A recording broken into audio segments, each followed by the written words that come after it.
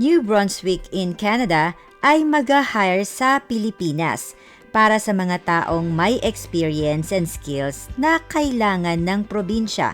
Baka ito na ang pagkakataon mo. Keep on watching!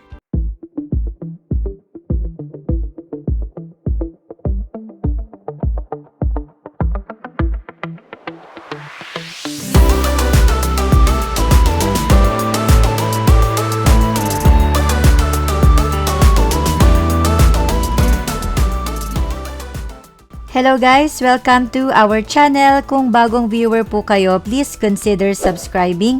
We feature videos about work permit, student process, visitors visa application, PR, immigration topics, and life here in Canada. May mga nagawa na po kaming playlist. Feel free to visit those videos.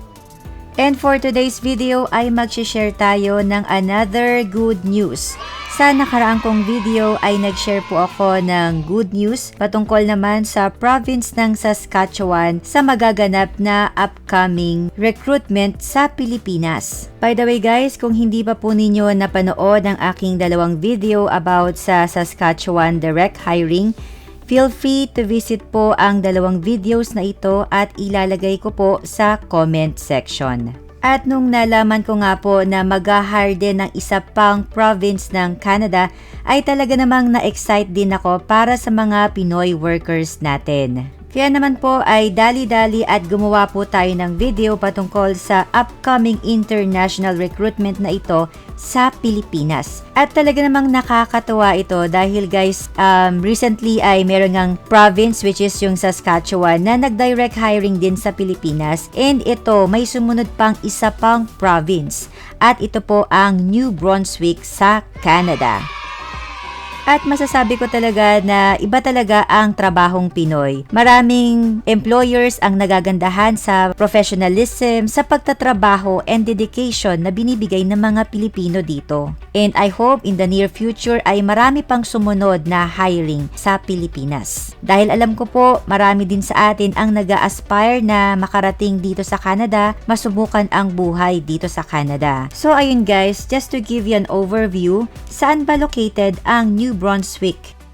Ito po ay located on the eastern seaboard of North America. So ito po ay katabi lang din ng Quebec and ng US Maine. At ito pong probinsya na ito ay one of the 13 provinces and territories of Canada and one of the 3 maritime provinces and one of the 4 Atlantic provinces. And typically, pagdating sa weather ay meron itong continental climate with warm summer and cold winter. Ang estimate population dito sa nakaraang taong 2023 ay nasa 842,725. At ang tatlong city na merong most population ay ang Moncton, which is ito yung largest city. Next is St. John, and this is the second largest city. And ang skyline of Fredericton, which is ang capital and third largest city ng New Brunswick.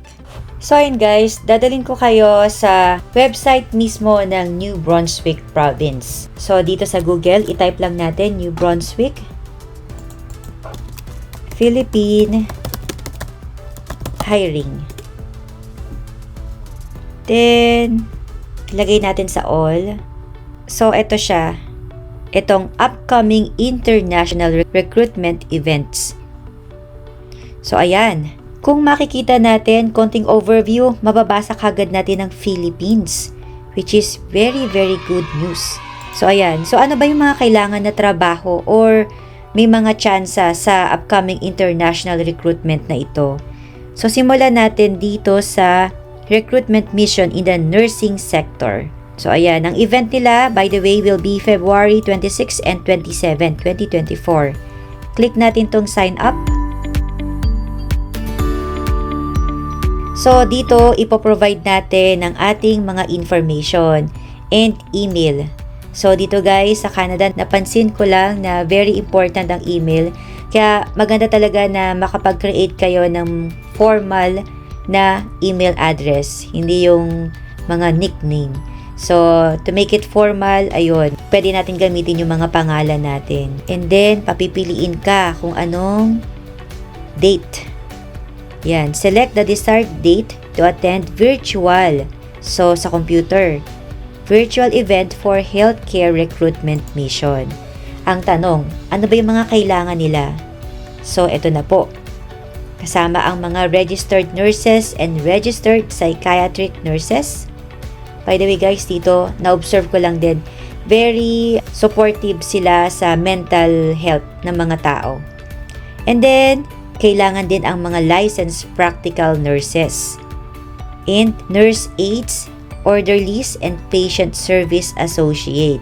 So, may mga description or job description ng mga ito. Ayan.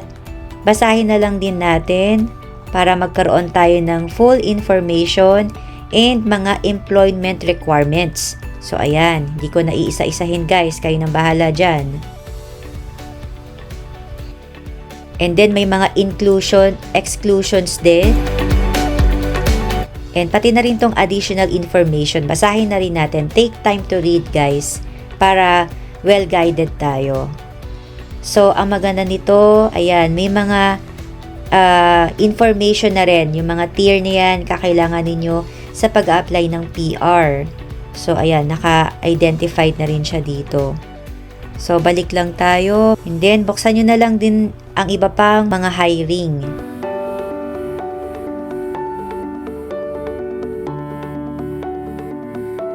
And may mga nakakausap nga ako recently sa student pathway ng mga nurses. I hope mapanood nila ito kasi talagang napakagastos na at maraming rules, mga new announcement, mga new changes na medyo mabigat. Kaya sana mapanood ito ng mga nasa health industry katulad ng mga nurses. So ayan, ang na-observe ko lang dito, kakailanganin din yung resume.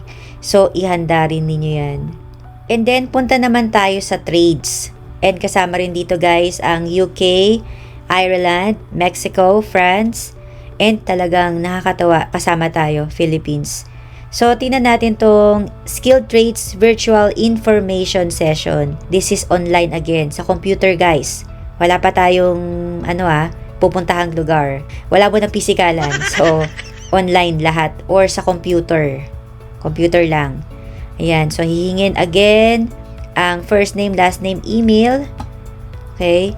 So, sa part na to, sabi nga dito ng province, na isa ito sa mga labor demand sa New Brunswick. So, kasama ang residential construction sector. So, isa to sa mga priority occupations. So, ang mga priority occupations, katulad ng carpenter, electrician, plumber, bricklayer, roofer, and construction laborer.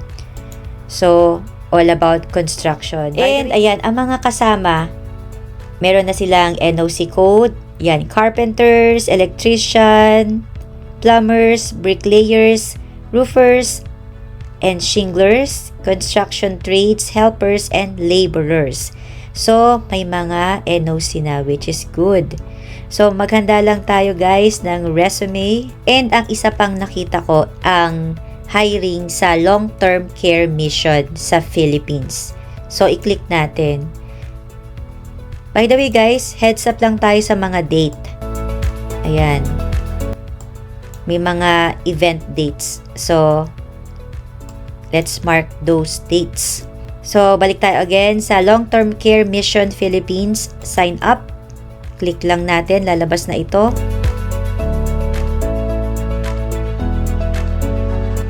So, the same pa rin na kakailanganin ng first name, last name, email. And pipili ka ng date. So, good thing, merong 2 options ng location. Merong Manila and Cebu. So, yan. Pili lang kayo ng petsa dyan. And then, ang mga kakailanganin, registered nurses and registered psychiatric nurses, licensed practical nurses, nurse aides, orderlies, and patient service associates, home support workers, caregivers, and related occupations. So, eto na yung mga NOC code. Pipili na lang kayo dyan. And, kakailanganin ng resume. So, I was able to move to the next page kanina. So, kiklik nyo lang to para mapunta kayo sa next page kasi yun, may mga succeeding pages pa.